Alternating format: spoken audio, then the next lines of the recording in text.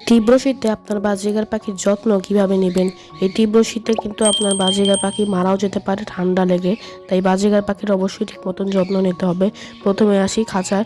খাঁচার ভিতর রাতের বেলা কিন্তু খাঁচাটা রাতের বেলা একটা পলিথিন অথবা বস্তা অথবা কিন্তু সুতি কাপড়, পাতলা কাপড় বা পাতলা কম্বল দিয়ে খাঁচাটা কিন্তু রাতের বেলা কভার করে দিবেন, কারণ রাতের বেলা অনেক ঠান্ডা নামে। আর এই ঠান্ডার ফলে কিন্তু পাখিরাতে ঠান্ডা লেগে পাখিরা মারাও যেতে পারে, আপনি বুঝতেও পারবেন না।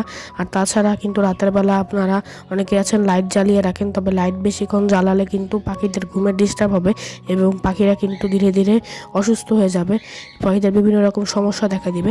তাই অবশ্যই লাইট জ্বালানোর ভুলটা কখনোই করবেন না। সকালবেলা এরকম হালকা লাইট দিয়ে রাখতে পারেন, অথবা পাখিদের খাঁচাকে রোদে দিবেন। আমার এখানে রোদে দেওয়া পসিবল না বলে আমি এরকম লাইট জ্বালিয়ে রাখি, বিশেষ করে সকাল 6টা থেকে সকাল 8টা পর্যন্ত, এবং আমার পাখিগুলো কিন্তু মোটামুটি সুস্থই আছে।